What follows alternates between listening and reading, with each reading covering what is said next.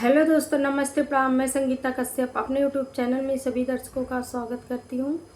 मैं एक नाच गीत लेके आई हूँ दोस्तों। अगर गीत अच्छा लगे तो कमेंट करके ज़रूर बताना, लाइक करना, शेयर करना, मेरे चैनल को सब्सक्राइब करना और कमेंट करके ज़रूर बताना दोस्तों ये गीत आप लोगों को कैसा लगा।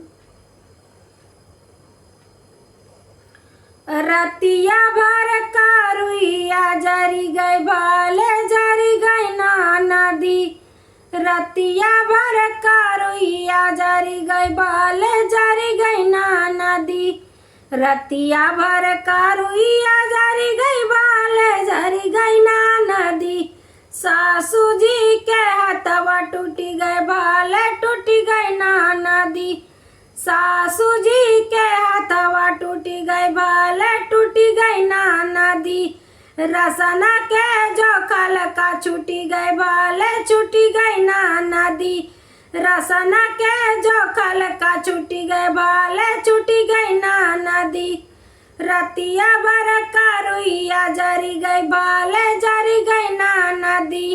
रतिया भर का रुइया जरी गई भाले जरी गई ना नदी।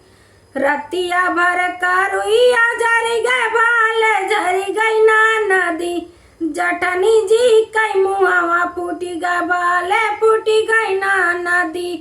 जटनी जी कई मुहावा फूटी गई भाले फूटी गई ना नदी। जटनी जी कई मुहावा फूटी गई भाले फूटी गई ना नदी। रोजा रोज जागल का छूटी गई भाले छूटी गई ना नदी। रोजा रोज जागड़ का छूटी गई भाले छूटी गई ना नदी। रतिया भर का रुइया जरी गई भाले जरी गई ना नदी। रतिया भर का रुइया जरी गई भाले जरी गई ना नदी।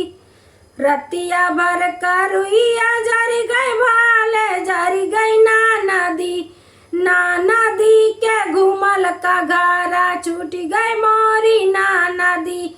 ना नदी के घारा घूमल का छूटी गई भाले छूटी गई ना नदी। ना नदी के घरा घरा घूमल का छूटी गई भाले छूटी गई ना नदी। रतिया भर का रुइया जरी गई भाले जरी गई ना नदी। रतिया भर का रुइया जरी गई भाले जरी गई ना नदी। रतिया भर का रुइया जरी गई भाले जरी गई ना नदी। रतिया भर का रुइया जरी गई भाले जरी गई ना नदी। रतिया भर का रुइया जरी गई भाले जरी गई ना नदी। रतिया भर का रुइया जरी गई भाले जरी गई ना नदी। रतिया भर का रुइया जरी गई